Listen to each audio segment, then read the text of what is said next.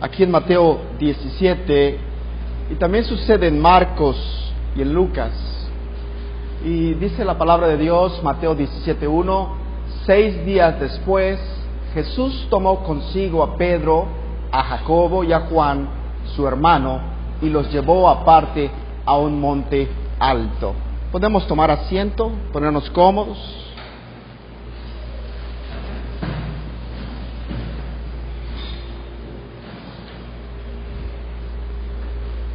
Quiero que se imaginen por un momento que te toca predicar. Ustedes que han enseñado, tal vez hay mujeres aquí que han enseñado, o si nunca has enseñado, ha pasado por tu mente alguna vez enseñar. Y en esa audiencia, el día que te toca enseñar, está sentado R.C. Sproul, está sentado el pastor Sugel, está sentado Paul Washer, Spurgeon, está sentado alguno de los discípulos. Es el momento entonces, hermanos, de predicar a Cristo. Sí, hermanos. No a los hombres, no a los hombres. Usualmente, si a ti te ha tocado enseñar, te has dado cuenta que tú eres el menos indicado para enseñar muchas veces. Y que la misericordia de Dios se ha derramado de una manera vasta sobre nosotros. Aquí vemos en Mateo 17, que 6 días después Jesús tomó consigo a Pedro, a Jacobo y a Juan. Y vamos a ver, y vamos a llamarle a estos 3 personajes, a estos sus discípulos favoritos. Y eso lo sabemos porque en el jardín de Getsemaní, cuando él estaba sufriendo, fue aquellos a los que tomó. Y vemos entonces que el Señor, mucho después de esa plática que había tenido con ellos, ahí en Cesarea de Filipo, en el cual, en el capítulo anterior, en la confesión de Pedro, ustedes se acuerdan de la reprensión que pasó sobre Pedro. Y también ustedes se acordarán de que Pedro había insinuado al Señor Jesucristo que no fuera vituperado, que no sufriera, que no muriera. Sabiendo una cosa, cristianos, que esta es la promesa, que si ustedes pierden la vida por el Evangelio, entonces la van a ganar. Hermanos, se dice fácil, ¿verdad? Entre nosotros estamos sentados gentes que dice, lo ha dicho, pero no es una realidad en su vida. Todavía no hemos perdido la vida por el Evangelio. Eso me incluye a mí. Todavía no. Gloria a Dios. Marcos dice lo mismo aquí. Lucas dice que fueron 8 días. Y cualquier persona que te venga a decir, ¿ya lo viste? ¿Tu Biblia tiene problemas? No es cierto. El texto se reconcilia con el texto. El texto se reconcilia con el texto. Y sabemos que el mejor comentario de la Biblia es, gracias, la Biblia. Mateo y Marcos omiten el día que Cristo pronunció los dichos anteriores y el día que fue transfigurado, y así cuentan solo 6 días. Lucas los toma ambos en la cuenta y así son 8 días. Jesús toma a Pedro, a Santiago y a su hermano Juan. Lo maravilloso de esto es que toma a Pedro, al ofensor, al pecador, como tú, como yo, y le va a mostrar una visión gloriosa. Mateo 17:2. Quiero hacer una aclaración. Este Santiago no es el hermano de nuestro Señor Jesucristo. Hay una epístola que es Santiago, está escrita por el hermano del Señor Jesucristo, pero este Santiago no. Este Santiago es el hijo de Zebedeo, o uno de los hijos de Zebedeo. Aquí está lo que les mostré anteriormente en el jardín de Getsemaní, cómo tomó consigo a Pedro y a los dos hijos de Zebedeo. Mateo 17:2. Y se transfiguró delante de ellos, y su rostro resplandeció como el sol, y sus vestiduras se volvieron blancas como la luz. Y realmente yo, cuando leía el texto, hermanos, ustedes se han dado cuenta de esto. Cristo no se vistió de gloria, ¿verdad? ¿O Cristo se vistió de gloria? No, Cristo puso sus vestidos humanos a un ladito y vimos quién es realmente el ser de gloria. Cristo no se viste de gloria, Cristo es la gloria misma. Se transfiguró, cambiando en forma. Hermanos, Cristo sigue siendo el mismo de ayer, de hoy y de siempre. La sustancia de Dios es la misma, Dios en la carne. Antes apareció en forma de siervo y parecía débil y despreciable, y ahora aparecía en forma de majestad, en forma de Dios. Su rostro resplandecía como el sol, pero todavía tenía apariencia humana, un look, algo deslumbrante. Su vestido era blanco como la nieve. Y nuestro hermano Marcos, ¿cómo lo pone? Que ningún lavadero lo pudo haber lavado de esa forma. Gloria a Dios.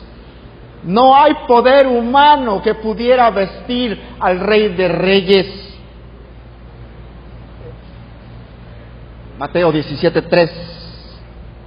Aquí se le aparecieron Elías hablando con Moisés.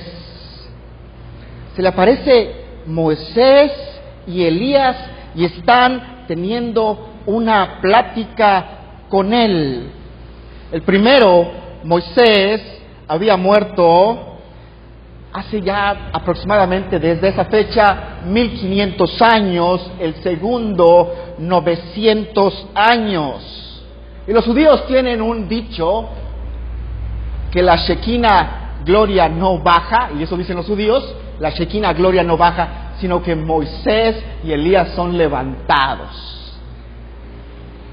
Los cuerpos de Moisés y Elías también estaban vestidos de gloria, pero no como la del unigénito del Padre. Y sobre el cuerpo de Elías, pues no tenemos dificultad para entender, porque todos los creyentes sabemos que fue traspuesto, ¿verdad? Fue levantado en gloria, y sabemos la historia, y nos gozamos en esa historia, ¿no? Como Elías no probó la muerte. Pero de Moisés, sabemos que fue enterrado en un lugar secreto, y sabemos que hubo una disputa entre Miguel y Satanás por su cuerpo. Pero aquí se presenta con su cuerpo Moisés. Y podemos saber que esto prueba que la gloria de la resurrección de Cristo puede ser lo que da lugar a esto. Quiere decir que la gloria de Cristo puede ser, esta transfiguración puede ser el evento para que Moisés venga otra vez con su cuerpo. y también para demostrar, y esta transfiguración para demostrar que lo que se había dicho de él no era cierto, porque él no era el Elías, no era ninguno de los profetas como habían pensado algunos. Nunca, vean esto, ¿cómo sabían los discípulos que estaban hablando con Elías y Moisés?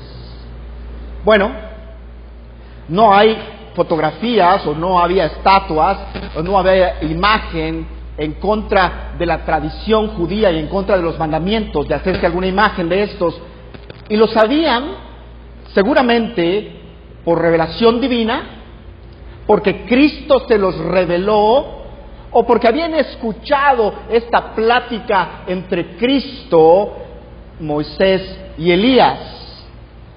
Moisés y Elías estaban teniendo una plática con el Señor. Y esta es mi opinión, hermanos. Cristo les estaba dando ánimos a Moisés y Elías de lo que iba él a sufrir. ¿Escucharon lo que dije? Cristo es el que sostiene a su iglesia. Cristo es el que trae siempre ánimo. Cristo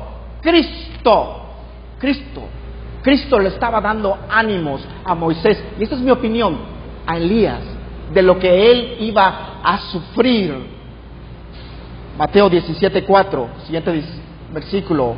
Entonces Pedro, tomando la palabra, dijo a Jesús: Señor, bueno es estarnos aquí. Si quieres, haré aquí 3 enramadas, 3 tabernáculos, uno para ti y otro para Moisés y otro para Elías.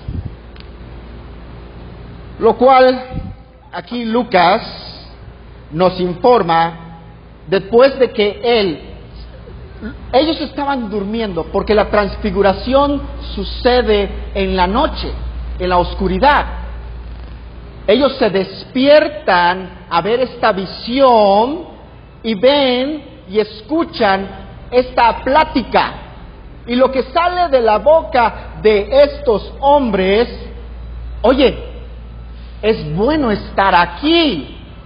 ¿Por qué no hacemos 3 tabernáculos? ¿Por qué no hacemos 3 enramadas? Uno para ti, otro para Moisés y otro para Elías.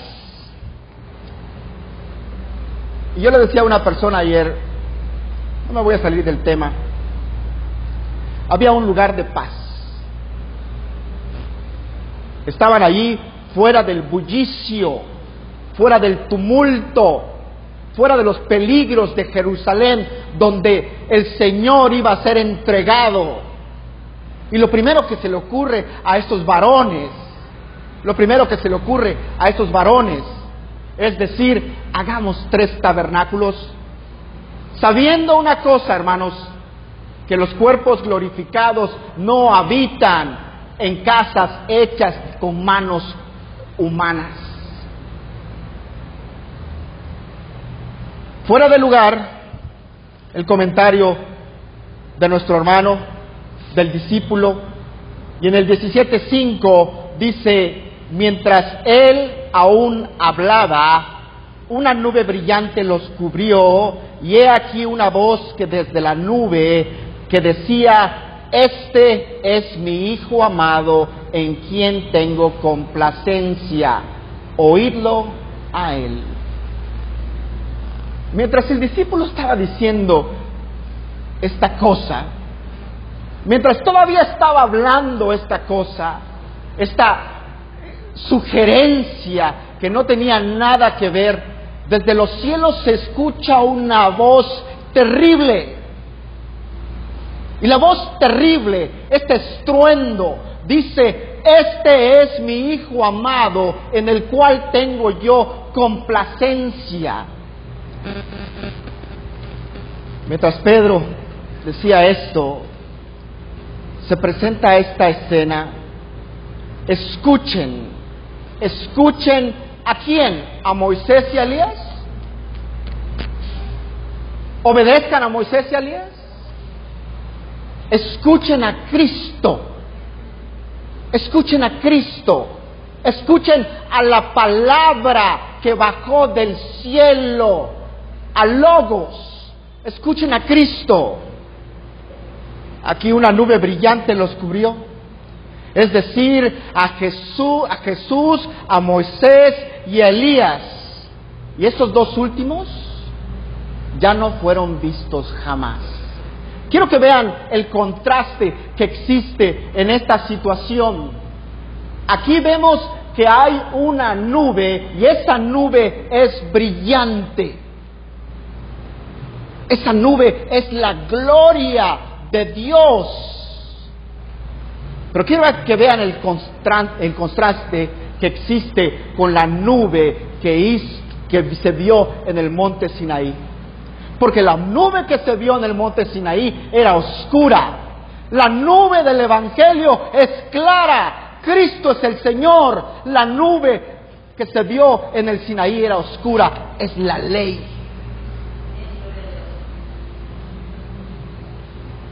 Así es, hermanos. A diferencia de la oscuridad de la dispensación legal representada por la nube espesa, oscura y negra que Dios hizo descender sobre el monte Sinaí cuando dio la ley. He aquí una voz de la nube. La palabra he aquí se antepone tanto a la nube como a la voz que sale de ella, que eran maravillosas y sorprendentes. Y lo vamos a ver como un discípulo, un testigo ocular de estos hechos, lo pone aquí en 2 de Pedro 1:17.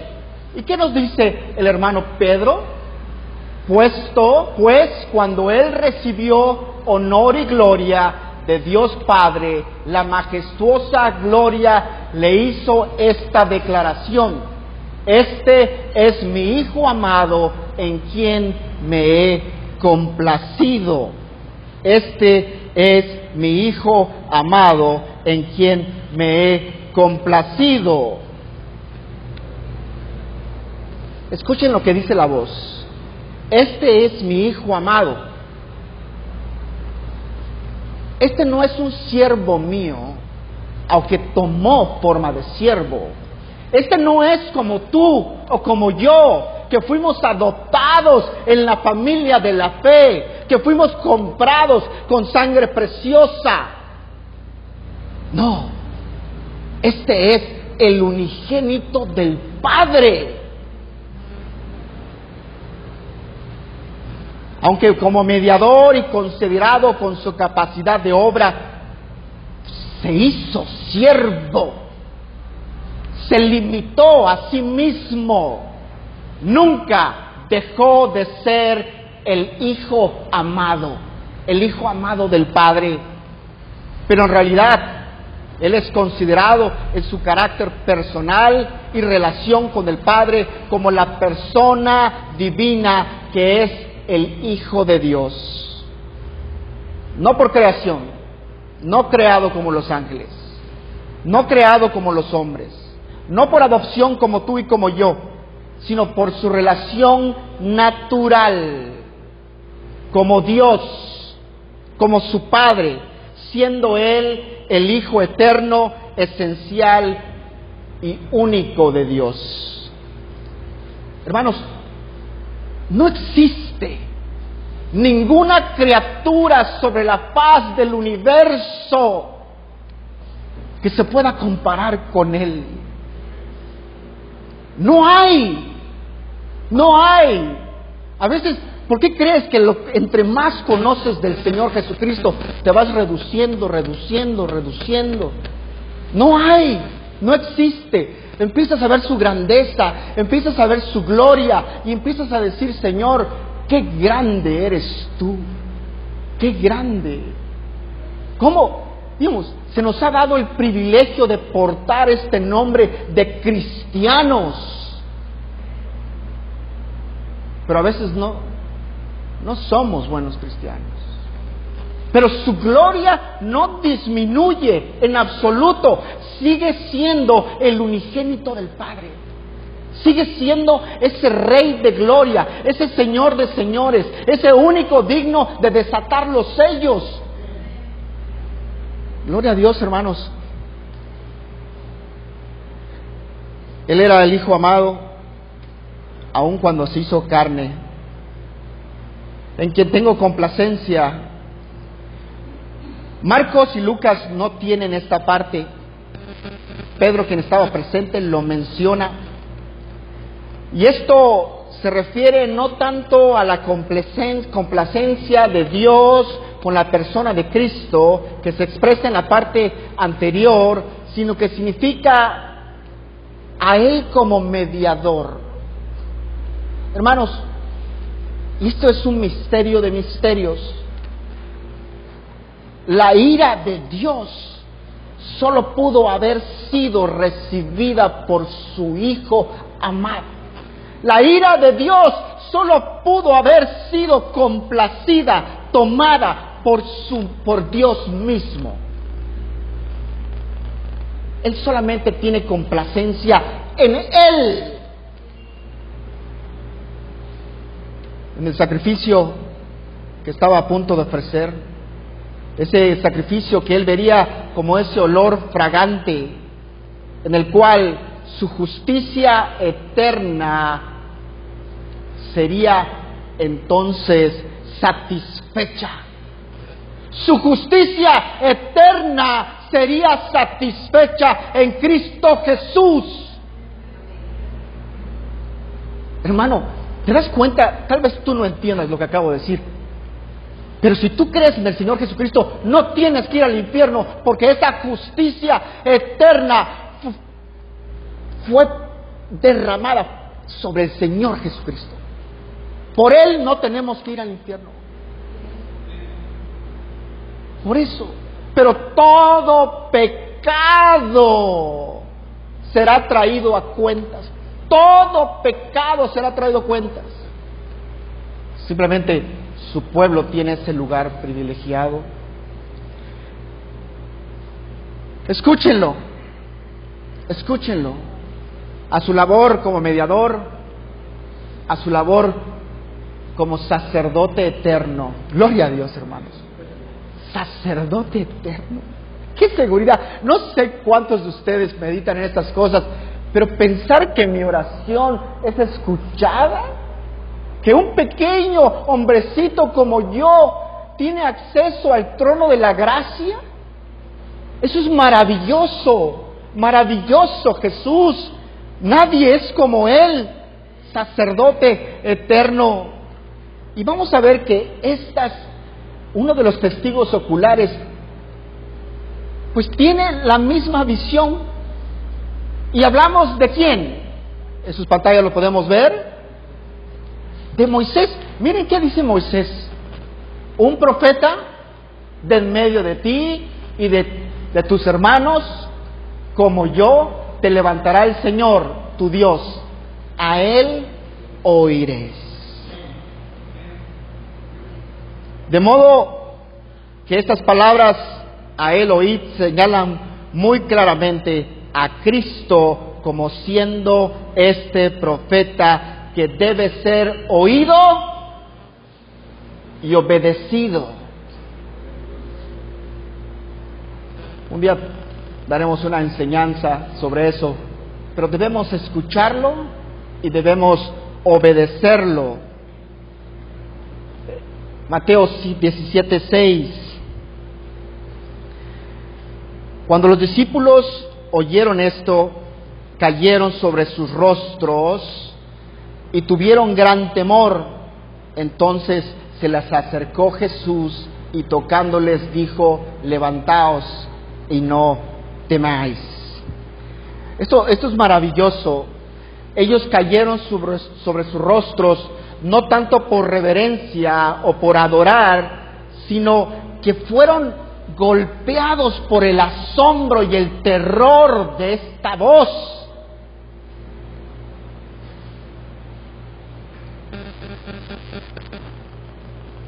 Jesús se acercó y los tocó y dijo: levantaos y no temáis.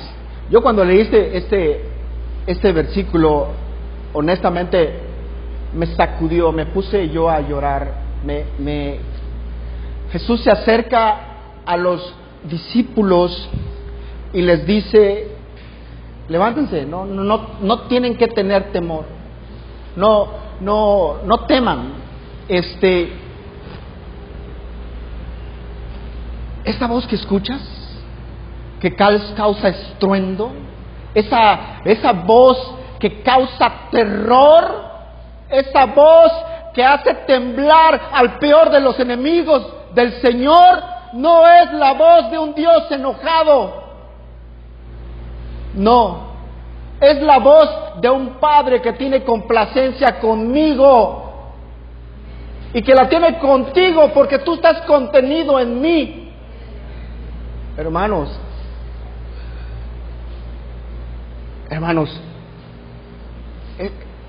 no era la voz de Dios enojado, era la voz de su Padre amando a su Hijo. Era la voz del Padre amando a su Hijo. Y qué amor tan grande es aquel que ha dado la vida por sus amigos. Gloria a Dios por los que están contenidos en Cristo. Realmente gloria a Dios por los que están contenidos en Cristo. Porque pueden escuchar la voz, aunque con miedo, saber que esa voz no es para condenación.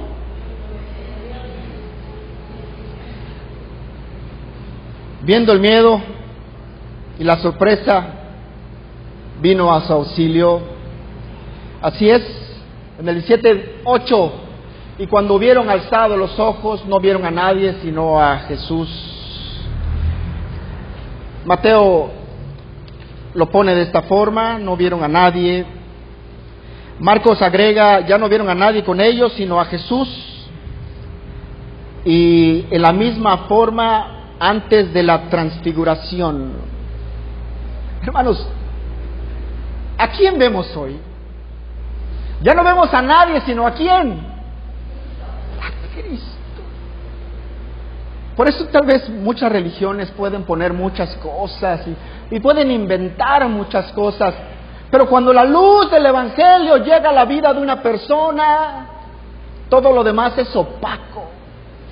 Y así te vas a dar cuenta si eres creyente o no. Esa es una realidad. La luz del Evangelio llega a la vida de una persona y todo lo demás es opaco. Digamos, tú, sí es cierto, allá se ve algo como que brilla.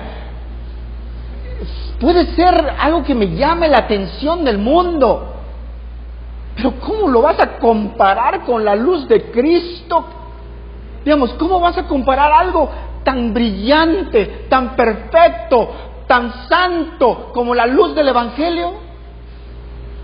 Es por eso, tal vez ustedes no compartan esta situación. El Señor me llamó a temprana edad y por eso hay más pecado en mí, porque yo desobedecí al Señor. Y eso es terrible. Pero algo sabemos que cuando esa luz llega, esa luz es perfecta. Y nada se compara. Hermanos, vengan a Cristo. No lo digo yo, lo dice el Padre. Que lo escuchen a Él. 17:9. Mientras descendían del monte, Jesús les ordenó diciendo: no contéis a nadie la visión hasta que el Hijo del Hombre haya resucitado de los muertos. Y el Señor les encarga: por favor, no digan nada a esta visión. Y Lucas, déjame ver si lo tengo aquí. Lucas lo dice que ellos se callaron y por aquellos días no contaron a nadie nada de lo que habían visto. En el 17:10 en las pantallas, hermanos, y sus discípulos le preguntaron diciendo: ¿por qué pues dicen los escribas que es necesario que Elías venga primero? Y Y quiero que sepan que los judíos no eran ignorantes de la ley. Hay de aquellos que crecen en cunas cristianas y terminan haciendo exactamente lo contrario. Hermanos, esto es terrible.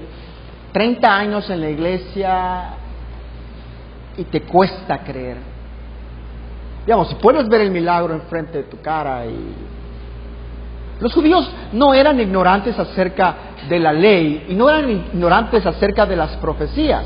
Ustedes saben estos.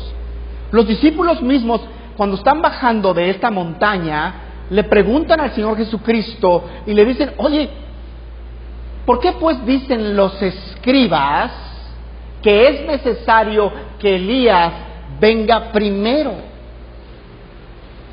Bueno, eso era los escribas hicieron uso de este sentido popular para refutar que Jesús fuera el Mesías. Había una profecía en Malaquías 4:5 que dice, no lo tengo: he aquí yo os envío el profeta Elías antes que venga el día del Señor grande y terrible. Entonces, sabiendo esta profecía, ellos decían que el Elías tenía que venir antes que viniera el Mesías. Y se basaban que esto entonces quería decir que Cristo no podía ser el Mesías. Pero aquí existe un problema terrible. Los discípulos acaban de ver a Elías. Y podíamos pensar que de alguna manera, si ellos abrían la boca, podían refutar lo que los escribas decían. Pero no era de esa manera. No era de esa manera. Porque en el 17:11, vean lo que dice: respondió él, dijo: Elías ciertamente viene y restaurará todas las cosas. Elías, a la verdad, vendría primero. Este es ciertamente un principio de los escribas, y también es cierto que había una profecía en Malaquías 4:5 de la venida del Elías antes del Mesías. Pero no Elías el profeta, sino el poder, el espíritu de Elías. Y lo vamos a ver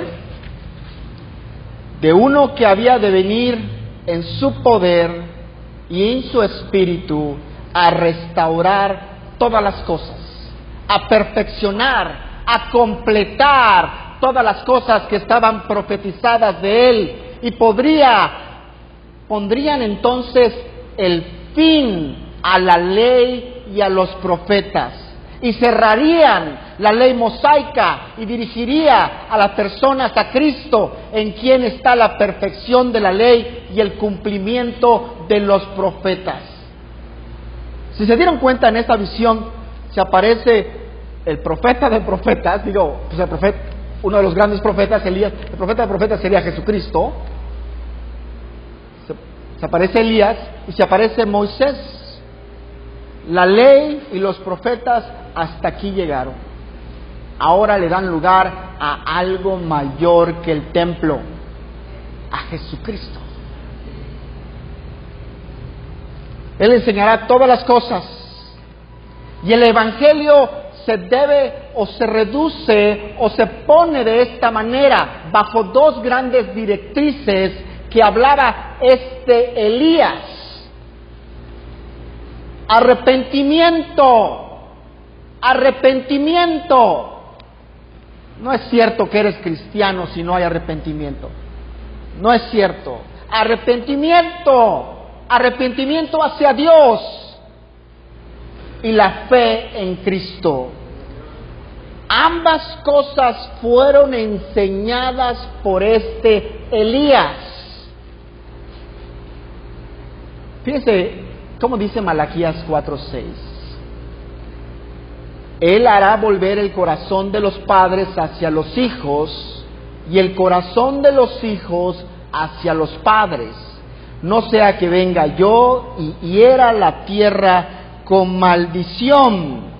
Pero fíjense cómo lo pone Lucas, y me llamó mucho la atención porque había estado yo leyendo sobre Marcos y sobre Zacarías y Elizabeth, y cómo de él vendría este Elías, cómo vendría. Y ustedes conocen la historia. Zacarías se queda mudo. Fíjese cómo lo pone Lucas 1:16, y él hará volver a muchos de los hijos de Israel al Señor, e irá delante de él en el espíritu y poder de Elías, para hacer volver los corazones de los padres a los hijos, y a los desobedientes a la actitud de los justos, al fin de preparar para el Señor un pueblo bien dispuesto. El cumplimiento de la profecía la podemos ver aquí por nuestro hermano Lucas, Mateo 17:12, pero yo os digo que Elías ya vino y no lo reconocieron, sino que le hicieron todo lo que quisieron. Así también el Hijo del Hombre va a padecer a manos de ellos. Y en el 13 nos damos cuenta que los discípulos se dan cuenta que estaba hablando de Juan el Bautista. Solamente un grupito está poniendo atención, los demás. Gloria a Dios, hermanos. Es importante que sepan estas cosas. Nos llamamos cristianos porque conocemos la Biblia. Y nadie lee la Biblia suficiente. No tomen esa idea de que a veces hay gente que dice, voy a leerla 5 días a la semana. No, escúcheme, no leemos la Biblia suficiente, nadie. Pero hay que leer la Biblia.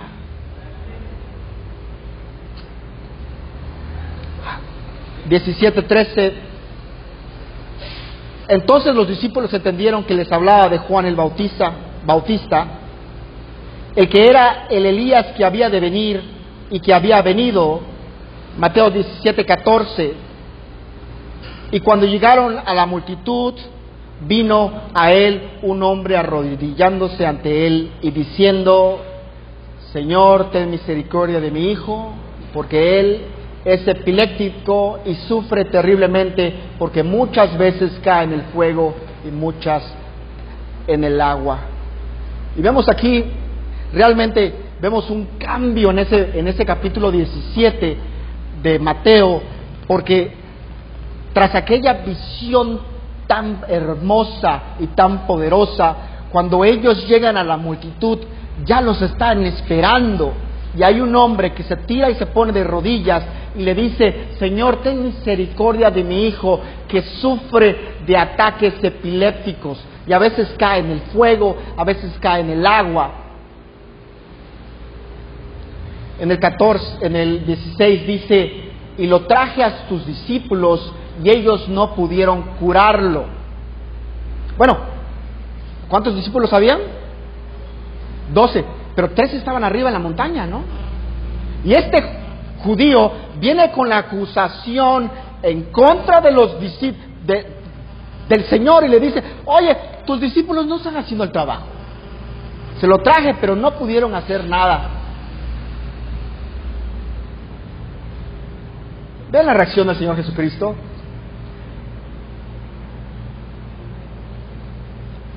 Lucas añade que es su único hijo, que era un lunático, no loco, sino una persona afligida por esta enfermedad de la epilepsia, el cual con la luna y los cambios tenían grandes influencias sobre él. Los discípulos no habían podido curarlo, aunque este hombre que hacía la acusación también era un hombre falto de fe. Y no me refiero a que los discípulos eran faltos de fe, pero este hombre venía con una acusación cuando él era un pecador de la misma manera. Todos los discípulos, los tres principales estaban con Cristo. Y en Mateo 17 dice, entonces Jesús respondió y dijo: oh generación incrédula y perversa, ¿hasta cuándo estaré con vosotros? ¿Hasta cuándo te sufriré? Traedlo aquí. Hermanos, quiero que sepan una cosa.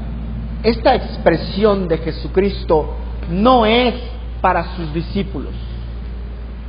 Esta expresión de Jesucristo es para el pueblo de Israel, que había visto la gloria, los milagros, y todavía no había un cambio.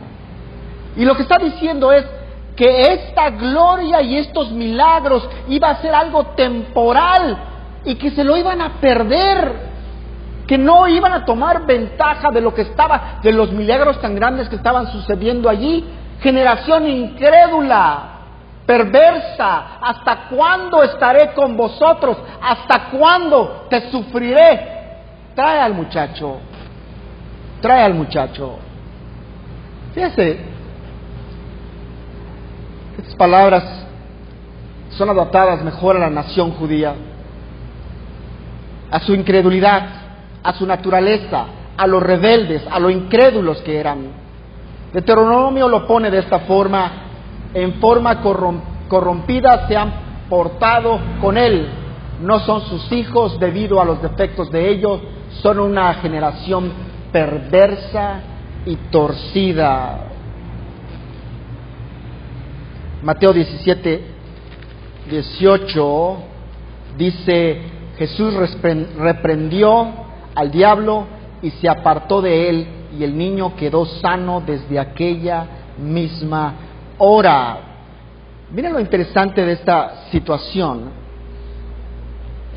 El diablo, el demonio, tenía esa potestad de infligir una enfermedad sobre esta criatura.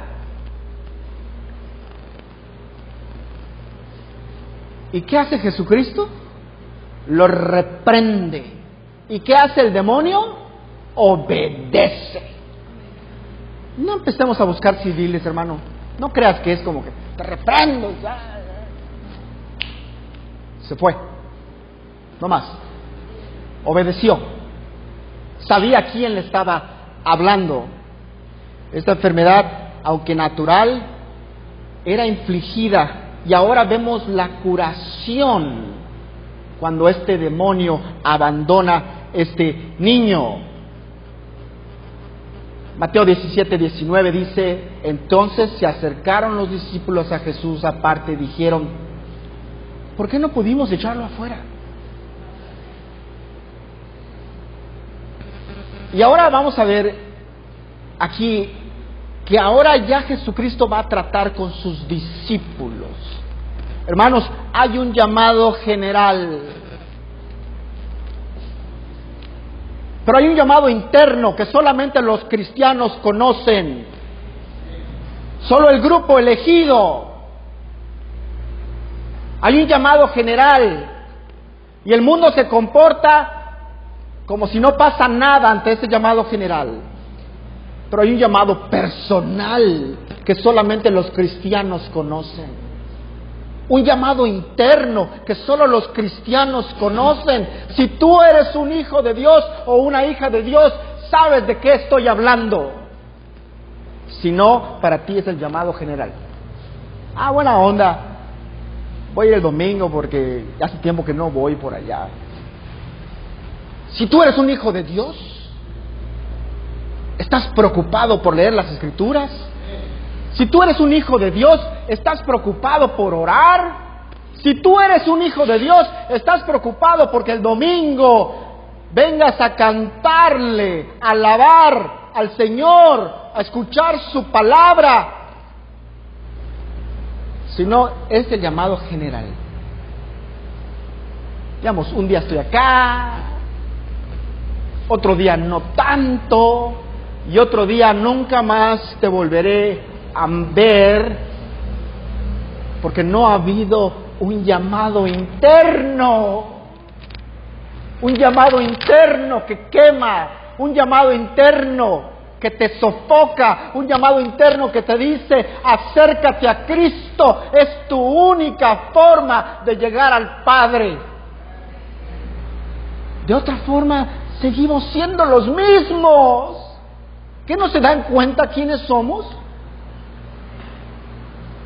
Los mismos.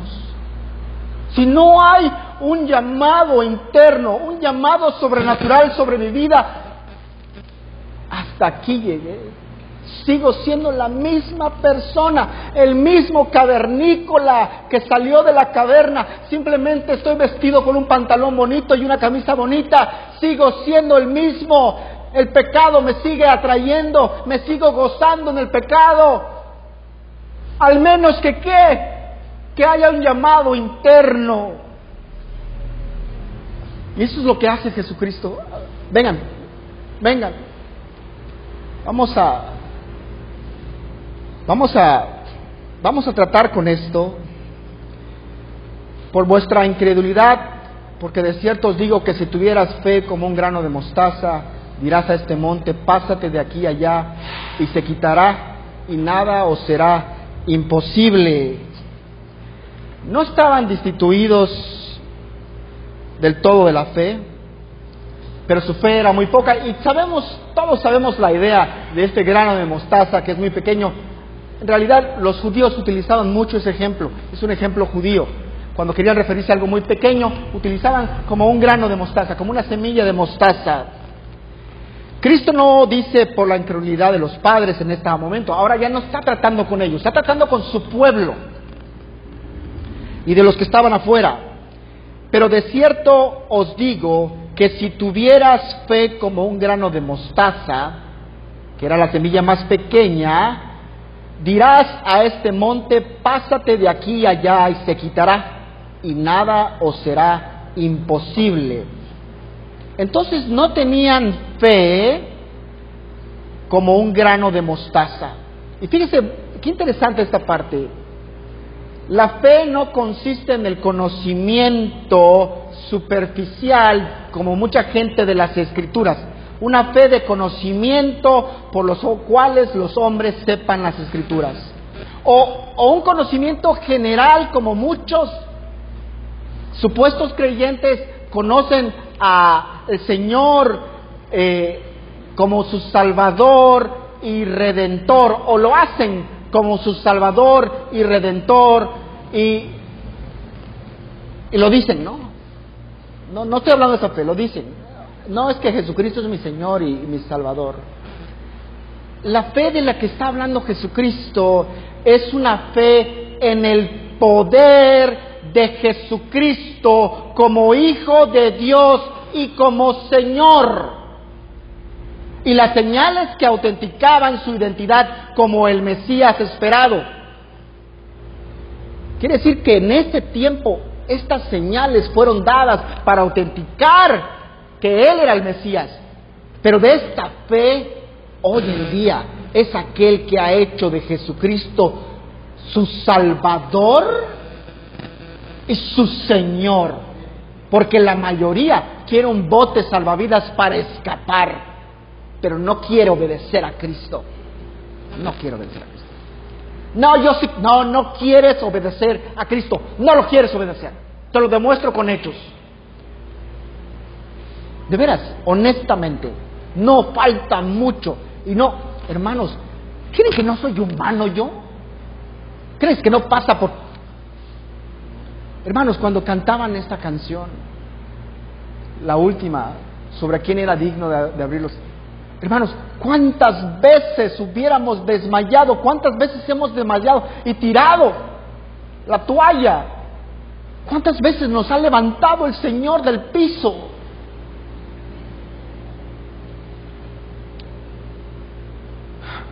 Mateo 17:21 dice: pero este género no sale sino con oración y ayuno.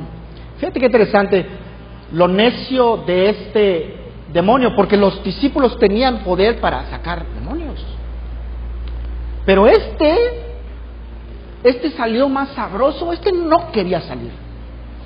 Tanto que el Padre se los tuvo que llevar al Señor de señores, al Doctor de doctores, al Maestro, y decir: tus discípulos no pudieron hacer nada, pero voy a ver si tú puedes. Y vean lo que pasa aquí en el 21.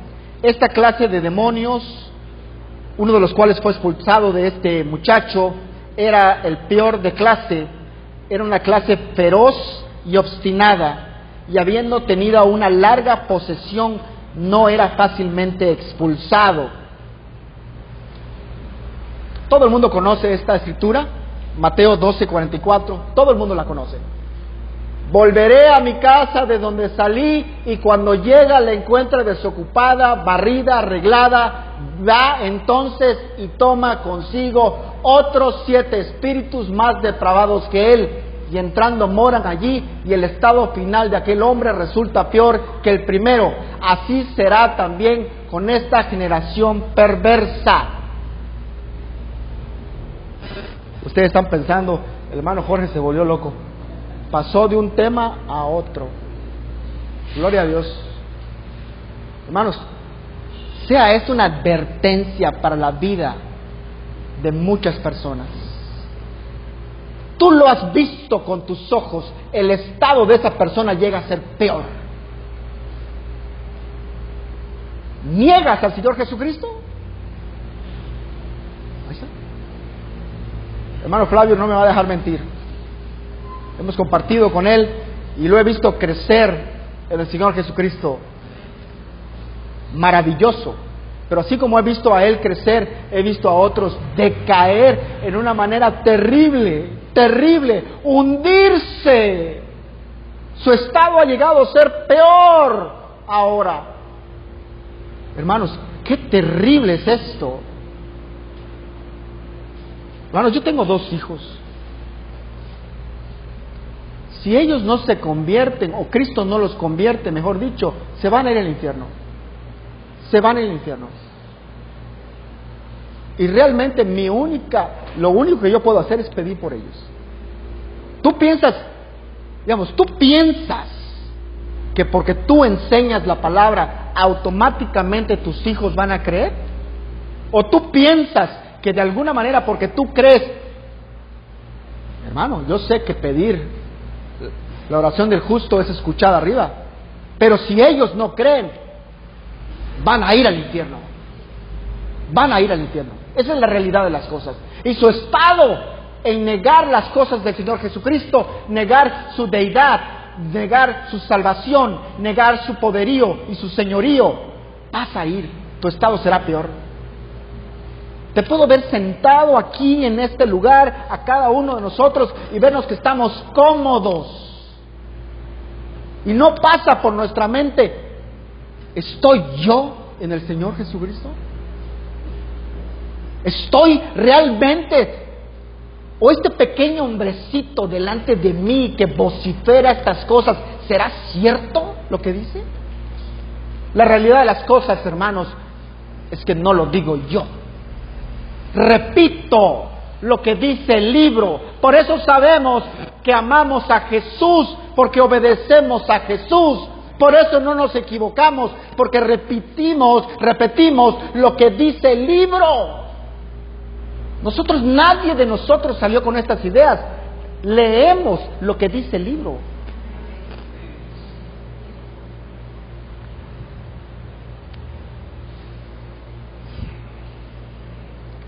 Este género no sale sino con oración y ayuno. Es interesante ver esto, hermanos, que esta es la acusación. Este género no sale sino con oración y ayuno. Y te voy a hacer una pregunta y no me la contestes porque me voy a poner a llorar. ¿Cómo está tu vida de oración? Porque evidentemente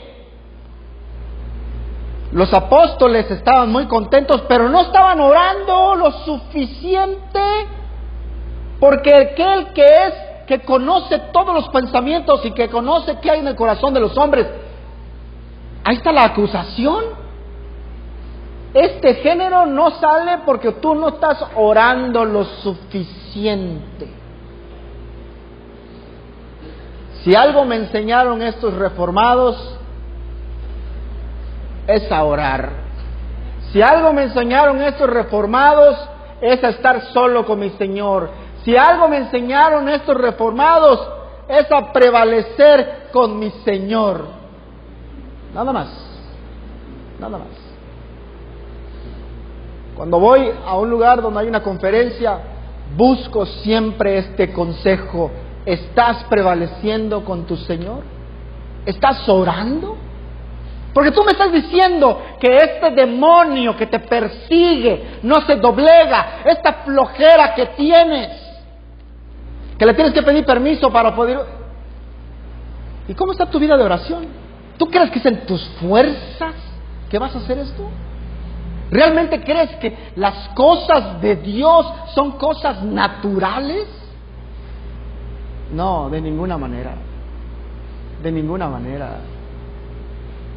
La acusación es esta: este género no sale sino con ayuno y oración. Esta clase de demonios, uno de los cuales fue expulsado de este muchacho, era la peor clase. Está claro, como lo habíamos dicho, el estado llegó a ser un estado peor. Ahora, hay una nota muy interesante y estoy terminando con esto.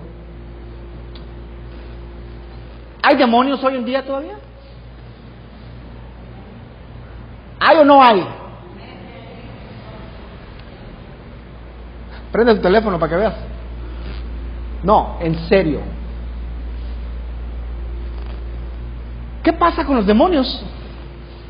Que se han adaptado a la época. Claro, ellos sí se han adaptado a la época. ¿Y qué pasa? Que su función es realmente obstruir el verdadero evangelio. ¿Qué han hecho? Han podido minimizar la divulgación del verdadero evangelio. Tal vez ya no vemos a gente corriendo o gente así, pero los demonios se han adaptado y siguen obrando en mucha gente, en mucha gente. Han aprendido a obstruir, y esa es la función del diablo, ¿verdad? 2 Corintios 4:4, no lo sabemos de memoria, ¿no? Es realmente obstruir, cegar la luz del evangelio para que el que incrédulo no pueda ver la luz de Jesucristo. Así es, hermanos. La palabra aquí utilizada, podemos ver Marcos o comparado con Mateo 15:17, por lo que pertinentemente plantea el despojo de los demonios que no salen voluntariamente sino por la fuerza, y este tipo no podía ser expulsado sino por el ayuno y la oración, es decir, en el ejercicio de una fe milagrosa expresada en oración solamente a Dios, unida al ayuno. Cristo no solo sugiere que le faltaba mucho a sus discípulos, pero lo cual no pudieron echar fuera al diablo y curar al lunático, pero habían estado faltos de oración. Voy a terminar con esto terminamos, hermanos. Los demonios siguen hoy trabajando, primeramente en obstruir la luz del evangelio. ¿Y cuál es la respuesta de la iglesia a eso? ¿Cómo respondes tú? Conociendo las Escrituras, hermanos. Conociendo las Escrituras. ¿Quieres ver a una iglesia en poder, en el poder del Señor Jesucristo? Tienes que conocer las Escrituras. Porque el que conoce las Escrituras es obligado a conocer a su Señor. El que conoce las Escrituras es obligado a pedirle al Señor. El que conoce las Escrituras ora más. El que conoce las Escrituras ahora se vuelve un arma peligrosa contra el enemigo. Y la iglesia, bien, gracias. No, hay que conocer las Escrituras. ¿Quieres ser usado por el Señor? ¿Quieres ser ese obrero que se presenta digno, que se presenta que no tiene nada de qué avergonzarse? Tienes que conocer las Escrituras. Nos ponemos de pie, hermanos.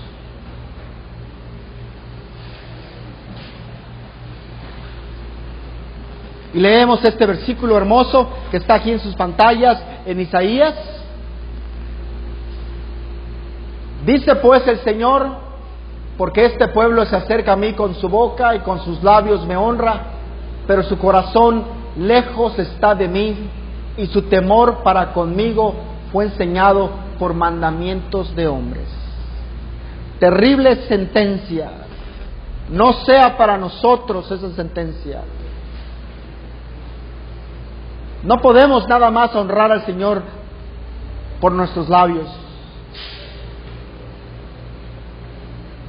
Padre, te damos las gracias, Señor, por este día.